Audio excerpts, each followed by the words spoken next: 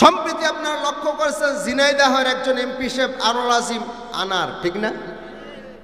আমি যখন ঢাকাতে থাকতাম তখন এই যশোর, ঝিনাইদহ, মাগুরাতে খুব কম প্রোগ্রাম করতাম, যেহেতু ঢাকাতে থাকলে ওদিকেই প্রোগ্রাম, নোয়াখালী, কুমিল্লা, সিলেট, চট্টগ্রাম ওদিকেই প্রোগ্রাম হতো, এদিকে খুব কম আসা হতো।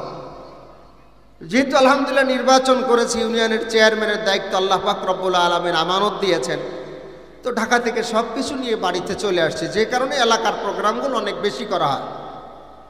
তো ঝিনাইদহের যত প্রোগ্রামে গিয়েছে আশেপাশের প্রোগ্রাম, ওনার সংসদীয় এলাকার ভিতরে উনি প্রধান অতিথি, কিন্তু দুঃখজনক ব্যাপার এত মাহফিল করলাম, প্রধান অতিথি উনি, ওনার সাথে আমার সাক্ষাতের সুযোগ হয় নাই। তার মানে দেখবেন কিছু এলাকায় সভাপতি দিতে হবে, না দিলে মাহফিল হবে না। কথা বলেন ঠিক ঠিক না? প্রধান অতিথি আমাকে দিতে হবে, না দিলে মাহফিল বন্ধ। কথা কন ঠিক ঠিক না? এরকম কিছু জালেম আছে কি আছে না?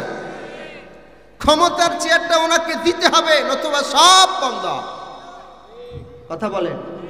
উনি বিদেশে গেছে চিকিৎসার জন্য, ভালো কথা। আচ্ছা, আবার হোটেলে মহিলা নিয়ে গেল। কথা বল। ডিবি হারুন সাহেব কি বললেন?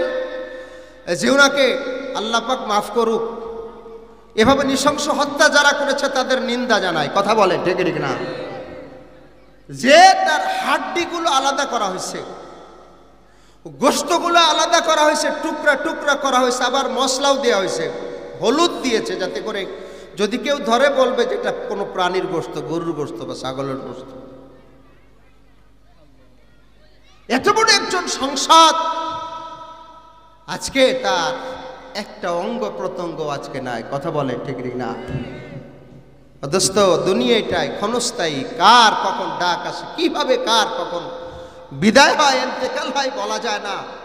এই জন্য এদিক সেদিকে যারা ঘোরাফেরা করছেন, আজকের রাত জীবনের শেষ রাত মনে করে সবাই জান্নাতের বাগিচার ভিতরে চলে আসি। আল্লাহ সবাইকে কবুল করেন। জোরে বলেন আমিন, মোহাব্বতের সাথে বলেন আমিন।